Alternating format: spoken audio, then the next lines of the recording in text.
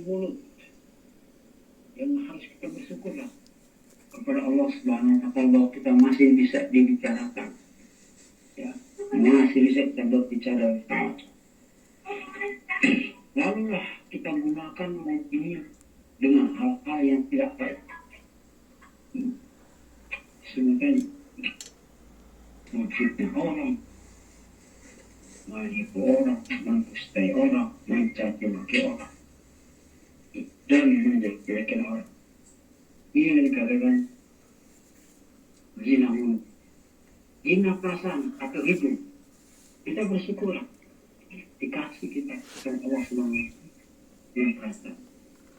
Pada yang pertama kita perasaan yang belum pernah datang, kita tepis, kita anggap angin lalu. Apa sih? Dia bilang, ditepis ini kita anggap angin lalu. Bahwa kebenaran itu sudah datang pada kita, kita masih dalam keraguan-raguan. Namun begitu datang ketidakbenaran, itu mereka langsung continue. Arti continue itu tiada berhenti mengerjakan dan segala. Faktanya apa saya bertanya? Dulu kita sebelum kita mengenal Allah Subhanahu wa Ta'ala, apa yang kita kerjakan? Terdahulu coba kita renungkan, kita flashback ke belakang dulu. Apa? Sudah benarkah kita melakukan? Entah sholat, puasa, zakat dan segala macam. Ini kenapa saya ngomong begini? Supaya kita bisa flashback kembali pada diri kita masing-masing, pada diri masing-masing. Agar kita lebih teguh. Kita yang diberi penglihatan, diberi pendengaran, dan diberi perkataan luar biasa Allah. Coba kita renungkan, kita hayati bagaimana dengan orang tidak bisa melihat, tidak bisa mendengar, tidak bisa berkata, bahkan tidak bisa melakukan dan berjalan. Kita belum tahu di dalam benak hati mereka apa mereka bisa. Tapi saya yakin orang seperti itu mereka menerima di hati kelas dari keadaan mereka. Mereka berusaha. Saya ketemu di kerjaan. Kalau melihat orang lupa, mohon maaf, saya sebut orang tidak bisa dimanfaatkan. Orang-orang yang sempurna. Bahkan uang yang hasil mereka dapat itu ditipu lagi. Sudah keadaan begitu ditipu. Nah di sini yang saya tidak tega melihat. Bahkan saya sempat tegur seseorang itu, saya bilang, Anda harus bersyukur. Anda diberi kelebihan, diberi kesehatan. Kok Anda mau memanfaatkan orang seperti begini? Subhanallah. Coba Anda di mana hati Anda? Nah, inilah yang saya bilang tadi. Kalau kita tidak menyadari. Coba kita ada menyukai. Kita diberi pendengaran, diberi perkataan. Ya, bisakah kita menyampaikan risalah kebenaran itu? Bisakah kita mendengar risalah kebenaran ini? Dan itu sangat sulit. Kita bisa memahami. Ini kadang-kadang apa sih yang disyukuri sama Allah Subhanahu wa Ta'ala? Yang disyukuri sama kita sekarang itu batang tubuh kita ini diberi sama Allah begitu sempurna.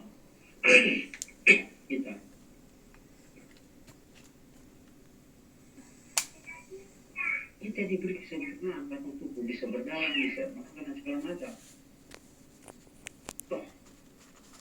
Kadang-kadang kita tidak bersyukur sama Allah.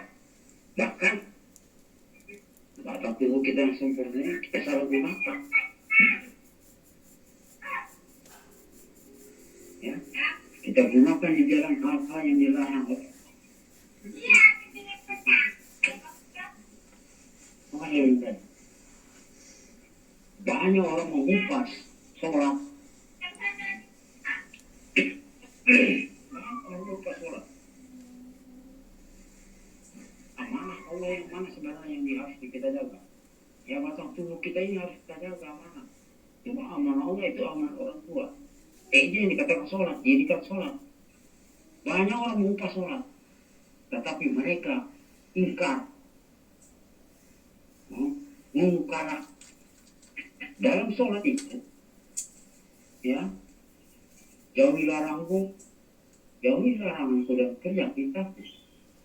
Apa yang jauhi oleh perintah Allah gitu, jauhi di tanah apa? Tadi rasa kita hebat, artinya lebih lah. Ya. Silakan jalani perintah Allah, menjaga amanah Allah yang sudah dipercaya sama Allah, kita diberi tubuh yang sempurna. Jangan kali. Lalu sering saya dengar, baik dalam grup maupun di luar grup, ya, pakaian yang sudah rapi kok dibongkar lagi. Pakaian sudah digosok atau distrik kok diacak-acak, dikumpul-kumpul. Saya tidak marah, cuma saya bertanya lagi, kalian berapa? Kita ini kenapa? Kita menuntut ilmu Tuhan, kita berapa? Satu, kesempurnaan. Dua, menjauhi larangan dan kerjakan perintahnya. Lalu ada orang bertanya, Bapak baca buku? Dia tanya, apa saya baca buku? Tidak. Dan saya baca buku yang tersirat. Selama beberapa hari saya tidak mengikuti, saya renungkan apa? Sebentar. Yang diamanahkan oleh Allah adalah dasar ini. Ini amanahnya Allah.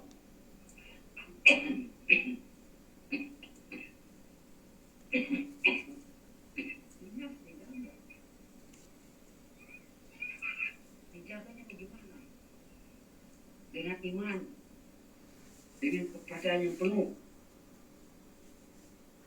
Tidak semua orang belajar poin langsung pintar atau langsung tidak. Tahap demi tahap akan tahap. Saya sudah pernah bilang bahwa tubuh kita ini matahari. Matahari tetap satu, tidak ada dua. Dimanapun dia berada, entah dia terhalang awan mendung, tetap matahari dia akan tetap terang benderang. Ini yang sudah tahu. Kan saya sudah bilang, Tuhan jangan dicari. Tuhan itu sudah masuk ke sendi kehidupan manusia. Ya, sudah masuk ke sendi kehidupan manusia. Barang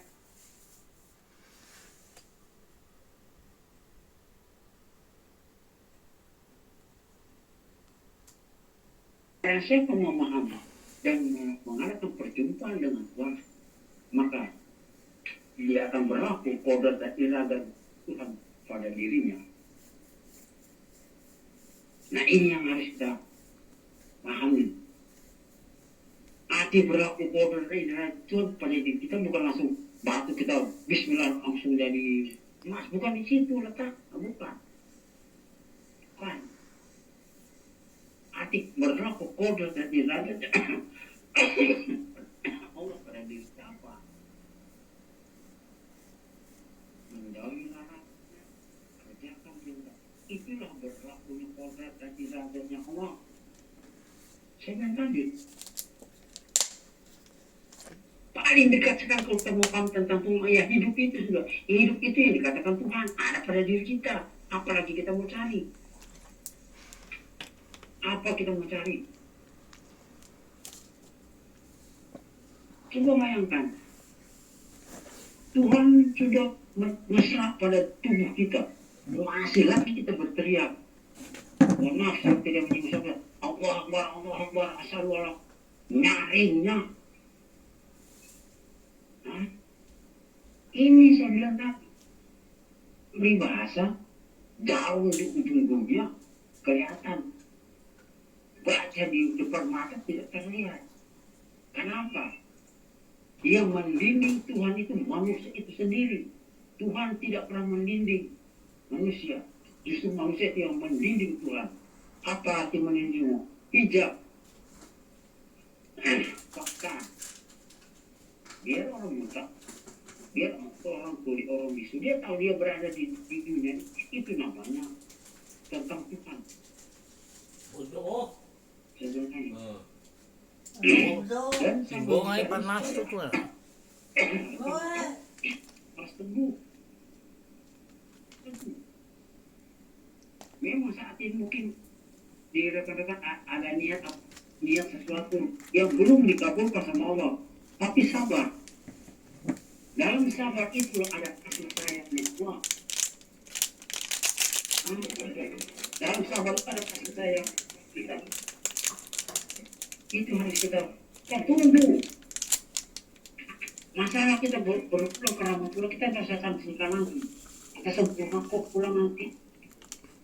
Salah saja, Pak Edi itu sudah membuktikan. Salah satu, Tuhan sudah Pak Edi sudah membuktikan. Barulah Pak Edi itu yakin. Saya bilang sama beliau, yang tidak belajar ada berpulang ke rahmatullah, begitu tenang apalagi yang belajar. Kalau masalah berpulang ke rahmatullah, kan masalah ke rahmatullah kita nggak usah kebimbangan. Cuma maksud saya ada yang kita niati yang belum tercapai, sabar. Karena dalam sabar itu ada kasih sayang ya Allah Subhanahu wa Ta'ala. Kasihnya Allah itu luar biasa. Coba renungkan, dia luar daripada orang Betawi. Murtad semua, ya, menyangkal kebesaran Allah. Toh Allah memberi kesempatan, memberi jalan ampunan. Ya, coba renungkan baik-baik. Kita ini sudah bersyukur luar biasa. Kita ini sudah bisa bertemu dengan ilmu Allah Subhanahu wa Ta'ala. Termasuk saya sebagai pribadi dan anda semua yang ada, bersyukurlah kepada Allah Subhanahu. Kalau kita pintar bersyukur tentang kehadiran Allah, kita percuma mau sholat, mau apa, mau puasa, kalau tidak ada hadirnya Allah, percuma, sia-sia kita. Saya satu ambil gambar, ya. Kalau kita kepanasan, gambaran pasar kamsin, kita bersiul. Lalu arti bahasa orang bilang kalau bersiul panggil angin. Begitu itu bersiul dalam kemudian angin berhembus, hadir. Kita rasa hadir angin datang, hadir. Tetapi maksud saya, kalau kita sering memandangkan kalimat Allah, nama Allah dalam diri kita, Allah akan hadir. Ini saya bilang tadi. Bagaimana bapak-bapak dan ibu itu bisa peka? BA boleh dibaca sampai 147 kali, silakan. Dijadikan zikir 7 kali sampai 3 kali. Setelah itu baru bapak mengucap zikirkan hati. Allah, Allah, Allah, Allah, Allah. Dua hal ini yang kita kumandangkan. Jangan lagi pakai Allahu, Allah, jangan pakai lagi itu. Jangan. Ya. Apapun yang datang pada diri kita, entah apa bentuk musuh atau segala macam, jangan kita hiraukan, jangan kita tegur. Semakin kita tegur, semakin menjadi-jadi ya pada diri kita. Tapi kalau kita diamkan, kita renungkan, lama-lama suara itu akan menghilang dan muncullah suara yang sejati. Itu saya bilang tadi.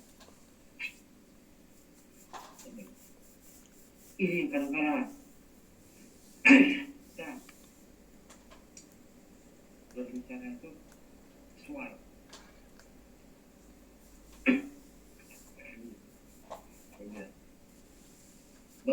menghina pribadi, memperbaiki akhlak.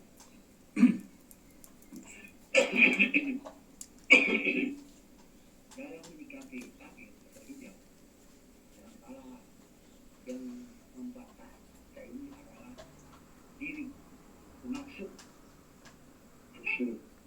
ingin itu dan segala macam. Artinya lebih dominan ya, dengan Tuhan. Ya, sehingga kita terjinding oleh Tuhan. Oleh karena itu kita yang belajar tauhid ini telah membuat suatu sistem atau katakanlah kita seperti sistem itu aturan. Bagaimana aturan itu berlaku pada diri kita, sehingga apa yang kita harapkan, saya bilang tadi, akhlak itu akan tumbuh. Nah, akhlak itu akan tumbuh dengan sendirinya tanpa kita minta, dan kita harus benar-benar konsisten kepada diri. Dinamakan kalau bahasa orang ta'ali atau terjadi kenyataan Allah yang nanti akan diterangkan sistem yang mana kita pakai. Karena saya bilang kita berpikir lihat 7 kali atau berapa kali baru kita masuk ke ranah Allah itu akan tumbuh. Ya, bagaimana hati kita atau kalbu kita ini bersih. Ia berzikir Allah tanpa batas. Kalau dia 17, kalau dia 20, kalau dia 30, tanpa batas. Artinya seketika kita menyebut Allah, tetapi di dalam hati mana stop, itu stop. Berarti dia sudah tahu. Ini yang tadi.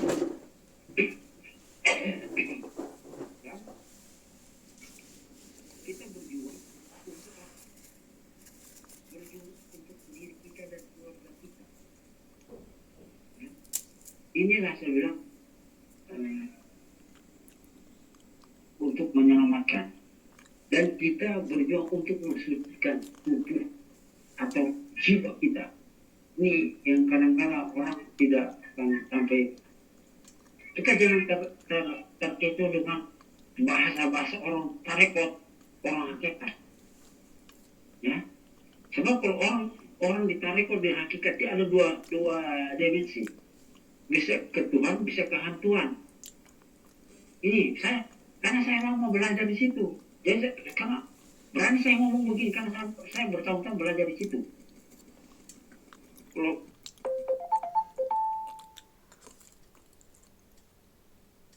Karena saya bilang tadi, banyak kalau dia di TV, kalau dia muncul-muncul bisa berdialog dengan dia, itu namanya dia tarekat hakikat. Tapi kalau dia salah menafsirkan, maka terjadilah ilmu kebatinan atau ilmu kesaktian. Ini saya bilang tadi. Ya. Jadi ini sebenarnya supaya kita itu senantiasa membersihkan diri dari segala sifat-sifat yang tercela. Sifat-sifat yang tercela salah satu. Karena saya ketemu dengan kalian langsung saya mematahkan suatu persoalan atau suatu keterangan dari teman. Itu namanya tercela. Ya, itu tidak tenang.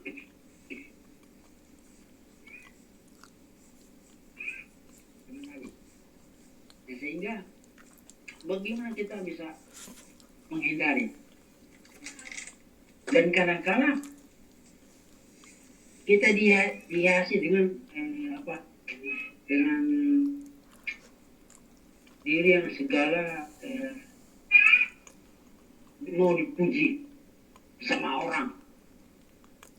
Nah ego. Kita kalau sudah dipuji dengan orang kita akan terhiasi kita. Lupa. Merasa sudah aku berarti benar aku. Padahal pujian itu ada dua. Ada yang membuat kita jatuh ke dalam jurang. Ada juga yang membuat kita di jalan yang lurus. Ini yang saya bilang tadi. Dalam hal ini saya berpesan kepada pertama pada diri saya dan teman-teman yang ada, janganlah kita cepat merasa ini sudah bisa akan mencapai yang kita tuju, yang kita inginkan. Bagaimana kita bisa mencapai makom yang lebih tinggi sesudah dengan kata lain memperbaiki akhlak dulu. Akhlak itu pengertian paling mudah itu kata tutur kata. Itu yang dikatakan akhlak. Dalam kenyataannya sudah yang kita lalui dalam tahun tanpa sadari, namanya kita manusia, kita sering gelap wajar. Tapi mulai dari sekarang kita yang sudah paham ini, ya, yang diberi seperti jalan, mudah-mudahanlah kita terhindar sedikit demi sedikit. Ya. Tidak ada manusia belajar langsung meninggalkan hal-hal tidak. Dia sehari, 2 hari, 3.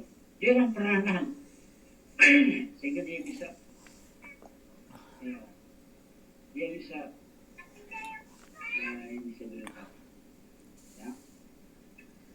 Inilah yang kita benar. Dan saya pesan kepada teman-teman yang sudah berbaik. Baiat itu adalah sumpah setia kepada Allah Subhanahu wa Ta'ala. Dan berjanji kepada Muhammad Rasulullah, taat atas perintahnya. Ya. Berulang kali saya bilang, yang dikatakan taat Muhammad itu tidak pernah membantah apa yang diberitakan sama Allah Subhanahu wa Ta'ala. Saya ambil gambaran. Coba kita renungkan tubuh kita ini, siang malam, kemana ke sini, itu namanya atas perintah Allah. Adakah pernah kita menakar? Tidak pernah. Tidak. Sekalipun sampai tiba-tiba, ayo itu, kalau sudah capek, ayo kita jalan pelan-pelan. Itu namanya biasa. Tapi kita jangan larikan keluar jauh. Takut nanti ketinggalan azab tidak dikerjakan, tidak dikerjakan. Nah ini yang ketakutan inilah yang membuat kita jauh dari Allah. Ini saya bilang tadi. Biarlah orang mau ngomong apa, bahasa tentang diri kita, tidak pernah belajar agama, tidak pernah sholat. Anggaplah anjing berbombong sudah berlalu.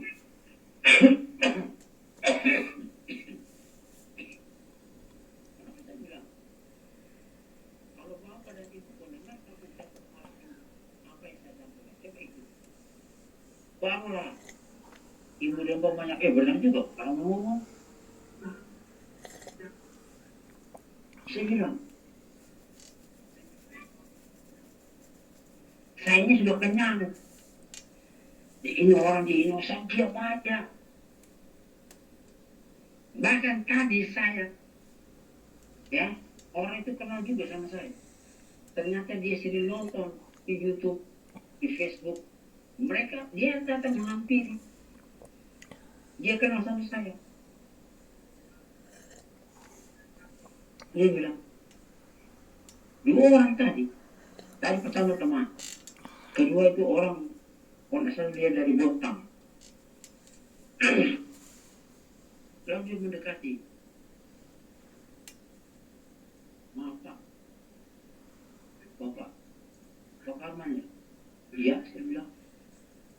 Bapak tahu dari Bapak tahu nama iya Pak, sini saya nonton Facebook Bapak di Bapak. Alhamdulillah. Saya tidak banyak bertanya. Ternyata dia mengikuti siaran-siaran dari bawah. Sampai dia sebut, banyak Pak, orang Malaysia tertarik dengan Bapak begini. Saya cuma jawab simpel, Alhamdulillah. Berarti kan mereka menerima apa yang saya sampaikan. Setelah itu, beliau mengatakan kepada saya, Bapak, dia bilang, kalau saya lihat di YouTube, itu luar biasa deh. Bapak kayak aktif, orang aktif kayak punya apa gitu lebih. Lain, dia lihat Bapak ini, saya lihat Bapak ini lain. Saya jawab, ya, saya tidak langsung dengan apa, di HP ya beda apa. HP itu kan ada setelan bisa kelihatan bagus. Tidak, dia bilang. Tidak. Lalu kan, saya bilang, ya Pak, bila ini perkataanmu yang keluar daripada orang ini, atas izinmu, ya, aku hanya mengucap syukur kepadamu ya. Bimbinglah karena tuntunlah kata untuk menjalankan perintahmu ibu kabut selama kamu masih sehat. Saya bilang. Lalu beliau masuk mobil keluar lagi. Beliau kebetulan beliau itu mau keluar kasih 50 ribu tadi sama saya. Ya, tak lama teman saya datang. Perasaan saya dia bagi dua Pak, ya sudah 2 ribu Pak ya. Santai aja saya. Gitu kan.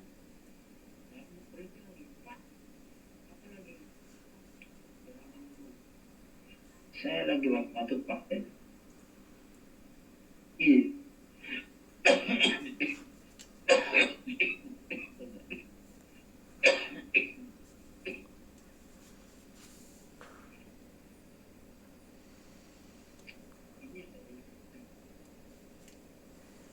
Tunggu sebentar ya.